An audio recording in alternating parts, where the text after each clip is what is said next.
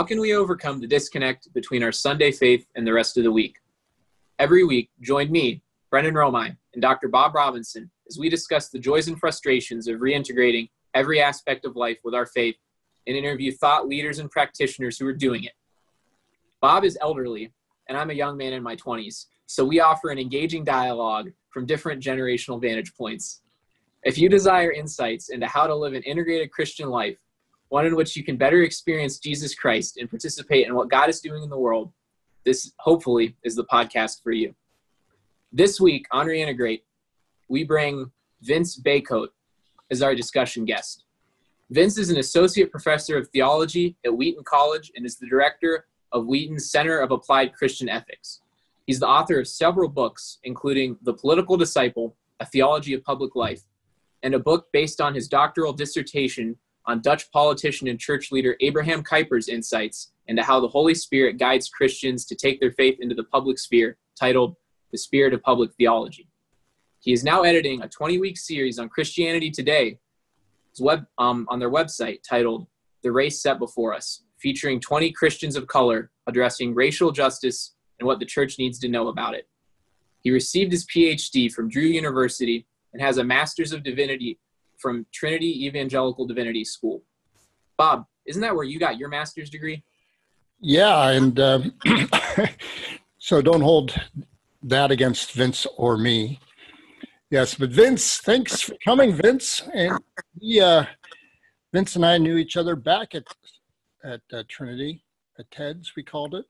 We were living on the same dorm floor, and I can tell you that Vince entertained the socks off of me as. Hi, Vince. Welcome. Hi, Bob. Hi, Brendan. It's great to be with you. And yes, we lived on a truly iconic floor. No question about it. It was a good one. Yeah. Lots of hijinks and very funny people. And Vince got me going more than once. So it's good to have a good friendship with Vince for years and years, and it's good to see him thrive at Wheaton College and to be able to use his wisdom and his ability to connect with. He lives well in a white world, I'll say that, and. And so being able to help Christianity Today with this edited series is awesome. In the first article that came out on Juneteenth, Vince had an introduction to the series, and you said, I propose we begin not by asking why talk about it. The reasons for conversation need no explanation. Instead, let's delve into deeper questions. What are some of the deeper questions that white evangelicals need to think about? Among the ones that I wrote were, one, do I really know everything that there is to know about this? And is it possible that I have a kind of default setting given to me by an ideology?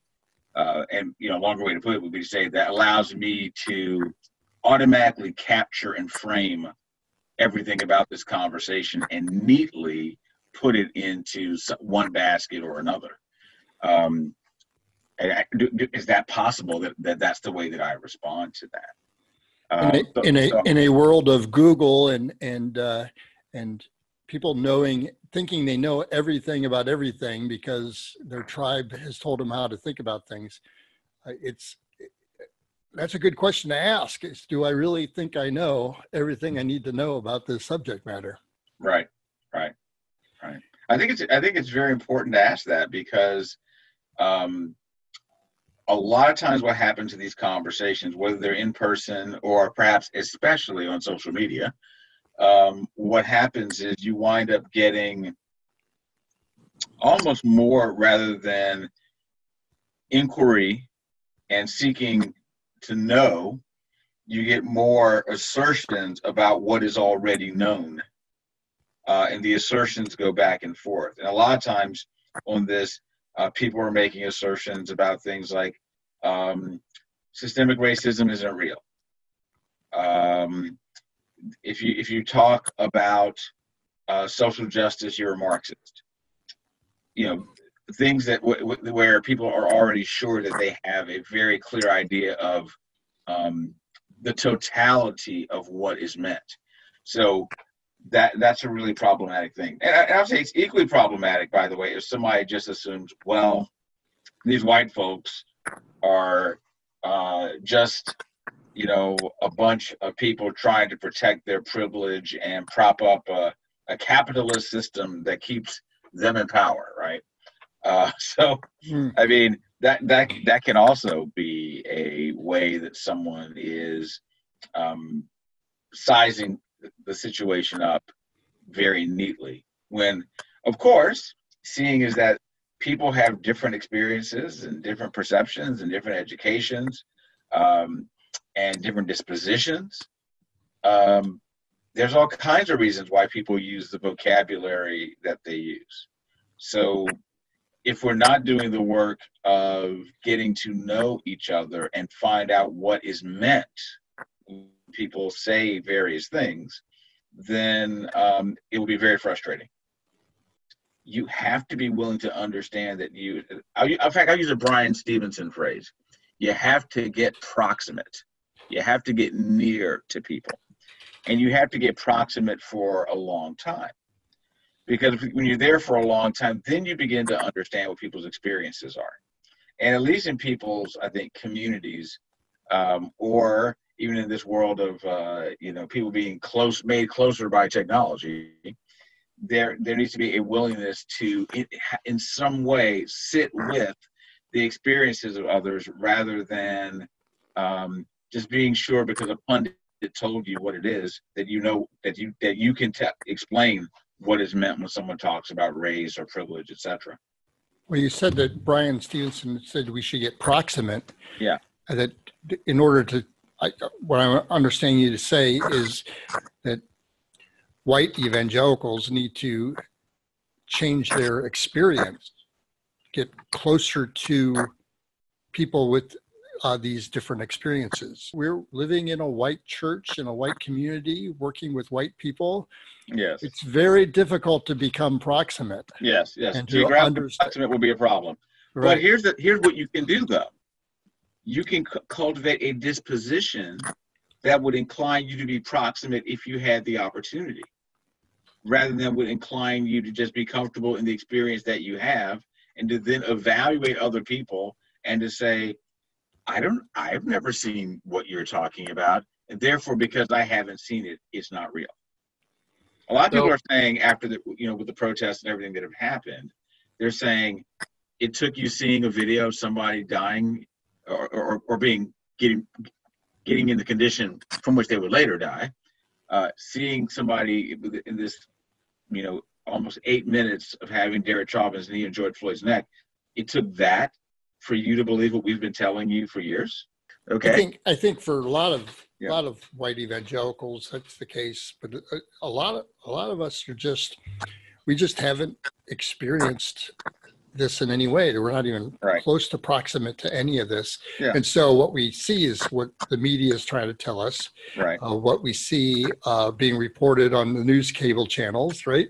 Right. And we're being told, this is what you need to know about this, and this is what you think about this. Yeah. But depending on your news source, that would be a different thing, right?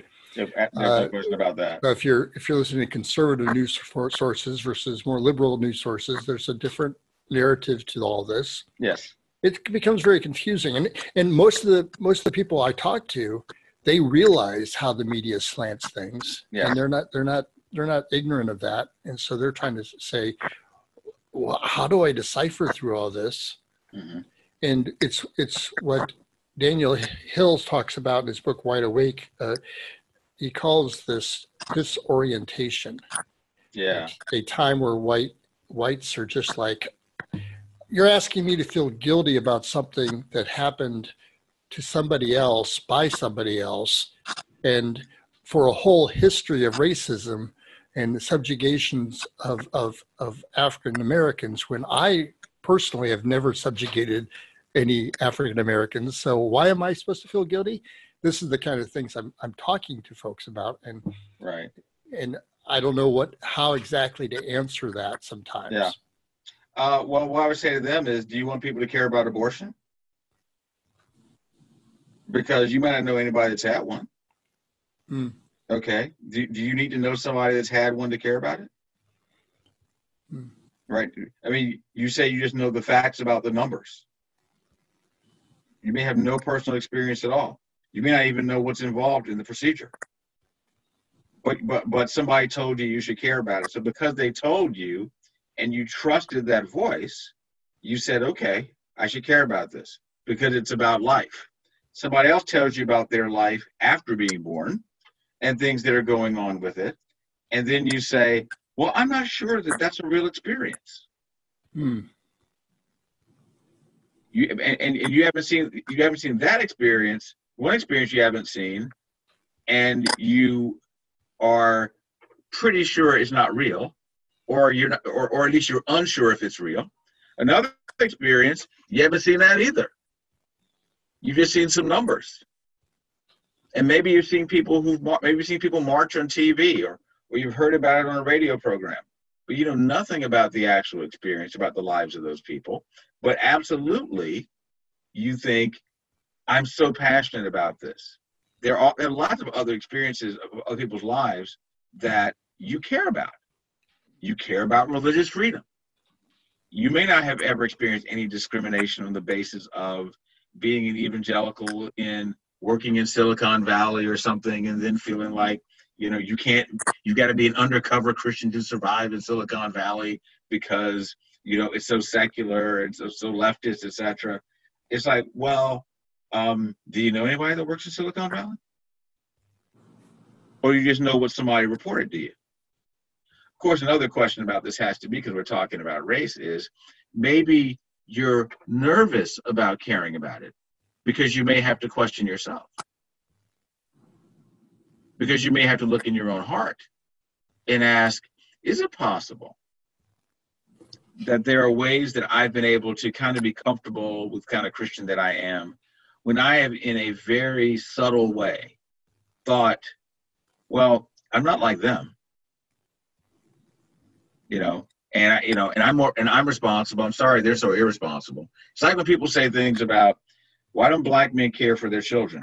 There's a CDC study that says, actually, even when you have unmarried fathers, and you certainly have that in the African American community, 60% of African American fathers are present to their children, and that's great. That's a greater percentage than other groups. So it's a mythology about them, about where all those fathers go. Don't get me wrong; the broken home stuff, all that stuff, is still massively problematic. But the point is that somebody trots that out as if, those people just can't even manage to be responsible about anything. So it's all on them, right? And you go, well, if they got themselves together, we could all just, go play golf or something. It's like, well, maybe talking about this makes you have to ask, maybe there's something I'm unwilling to acknowledge, because it might be pretty ugly if I acknowledge it. Do you think perhaps a big part of the white evangelical reluctance to take a more active stance with the racial issues that we've been dealing with, even, I'll say, for the last 10 years, even since the coining of the term Black Lives Matter? Mm-hmm. I think that reluctance is rooted kind of in this fear of disrupting what's already comfortable for them.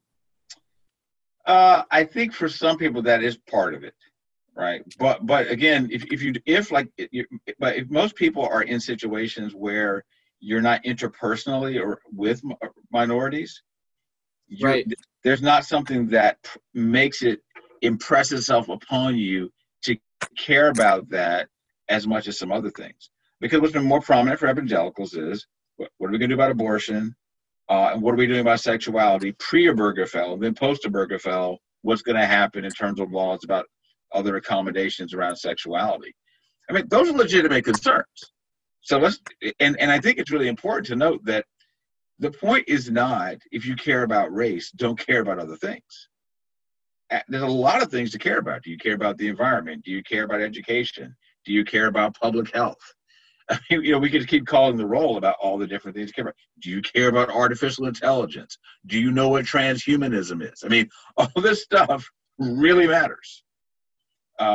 So we need to care about those things, but I think there's a way that the question of race can sometimes be just a potential powder keg within for people. I'm nervous about having a conversation about this, because if I do,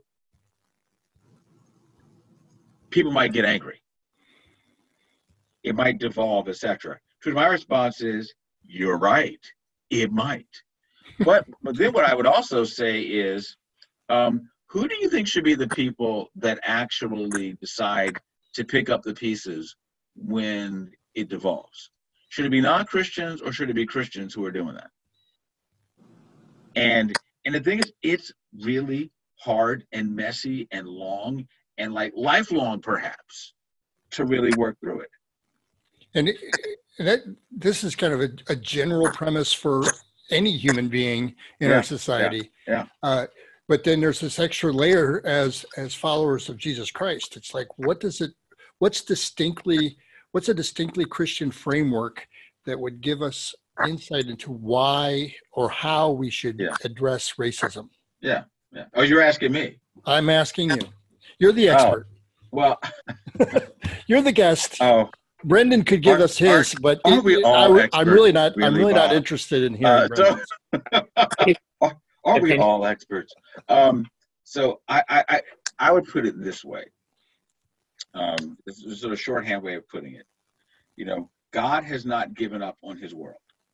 The world that he made, he has always wanted humans to be those who are ruling his world well. Even with the fall, people are still supposed to rule the world. It just got complicated. Christians are people that are made alive by God. Because they're made alive by God, they're the ones who can see and understand that God wanted things to be this way.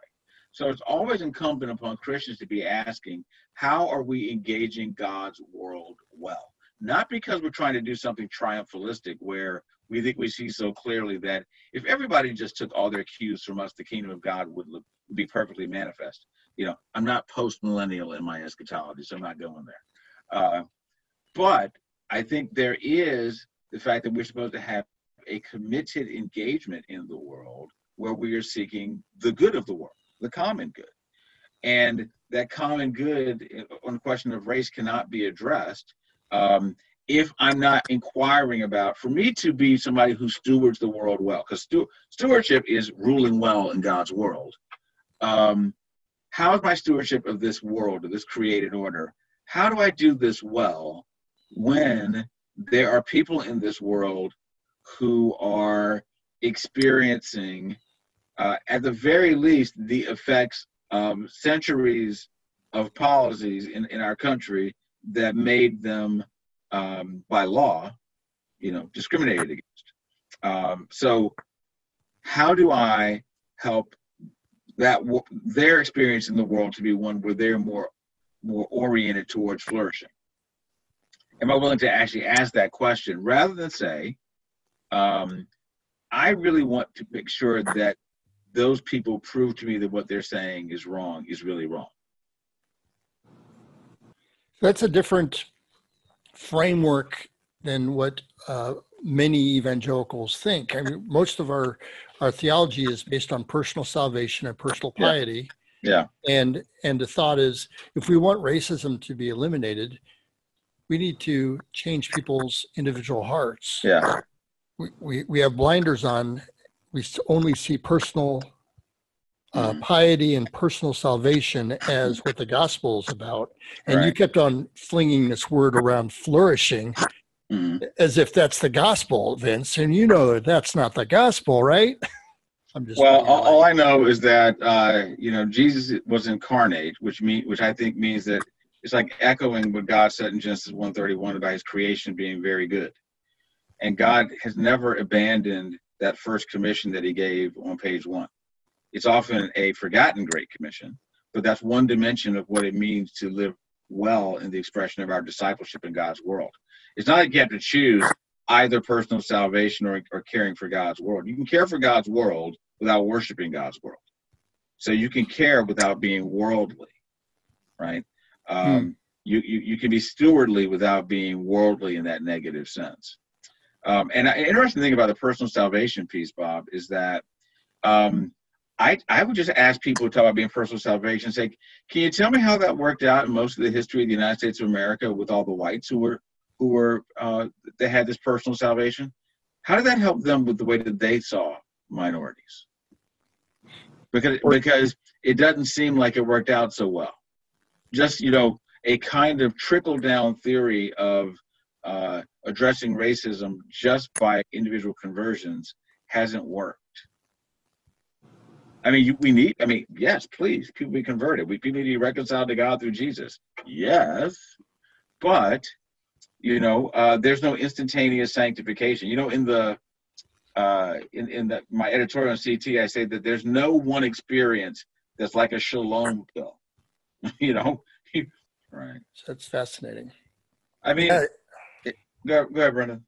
Oh, good. I'm going to say there's a level of irony, too, when you think about it, that historically the epicenter of institutional slavery and historical racism in our country, not that there aren't aspects of racism absolutely everywhere, but obviously historically the Deep South, where slavery was so prevalent and culturally ingrained, is also known as the Bible Belt.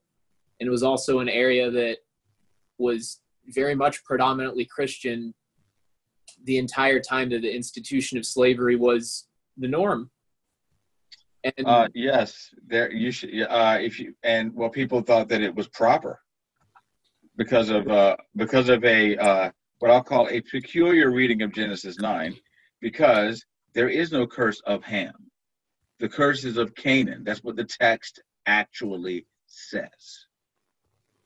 So the idea that, because of this curse, nothing positive would ever emerge from, the children of Ham. It's like, ancient Egypt was pretty impressive, It's a pretty sophisticated. It was a pretty sophisticated place. So it's ancient Ethiopia, right? So I think for some people, it's really hard for them to know what to do with that. That's the whole issue now with the Confederate flag and the Confederate statues. And now they know. General Lee, I saw a depiction of Lee in a stained glass window in a church in the South. It's like, what? But he's revered in some places. So, but it's interesting. I like that. Now they know. Yes, I say that about Kuyper all the time. Now he knows, because he wouldn't have imagined that somebody like me was going to write something, write doctoral level by him. Bob Mink might have imagined it, but Kuyper, he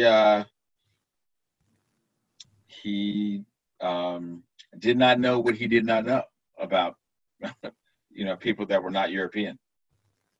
I mean, he never says anything positive about people of African descent.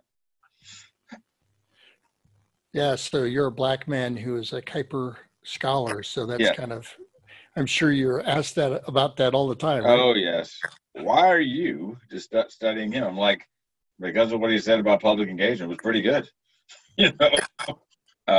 and also because even within his own theology are the seeds for undermining the claims that he made about black people. And the way I put it is that he could not live up to the implications of his theology. He could not transcend the gravitational pull of his cultural commitments. As most of us can't, right? It's hard. It's hard.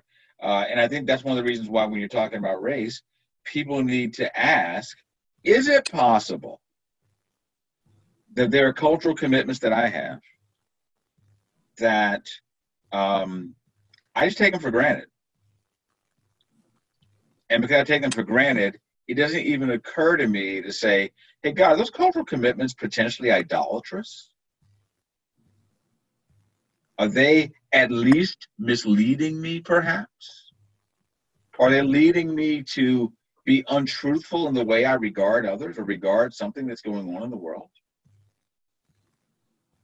Am I unwittingly committed to those things as much as I claim to be committed to you? I sometimes ask students when I'm talking about the role of context in influencing theology, I go, how do you know when you're saying more about America than you are about God? How do you know when you can tell the difference? We all have to ask ourselves that. I mean, anybody, no matter what your race is in the United States, you've been here long enough. I mean, you breathe this environment of, hey, land of opportunities, self-determination. I mean, I think it's one of the reasons why, at least in the United States, part of the intensity of protest comes from the fact that our documents talk about this possibility of achievement, no matter what you came from in terms of social class or whatever. You can make it in America, right?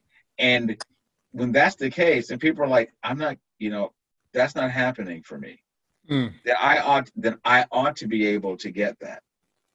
And the presumption is if you aren't able to get that, there must be something wrong with you, not the system you're in. Potentially, or there's something wrong with the system. I mean, 'cause I think there are a lot of white people who say there's something wrong with the system. Part of the reason why I think you have the appeal of Bernie Sanders and Donald Trump in 2016, even though their policies were different, was that there was a populism that they appealed to, that people who used to be able to, say, get a job working for GM, and that was a ticket to middle class, maybe even upper middle class. And now, automation and all these other things changing that. What about me? Right? And both Trump and Sanders said to those people, I see you. Now, and they both also said some version of they being they in some kind of system, are against you, I'm for you. And they have very different ways of saying how I'm for you. But people felt seen by them. Right? So because the system, whether it's a system from the right or from the left, is against you. I appreciate it. Yeah. It's a lot of things to mull over. And I personally will probably be listening through this one again just to pick apart everything that was said and really make an effort to take it to heart. Well, I hope it's helpful for listeners. So. Well, for the listeners, be sure to log on to ChristianityToday.com and look for the series of articles that you've been editing that come out every Friday, right? Yes. It's called Race Set Before Us, yes. Oh, isn't that cool? Yeah, wasn't my idea.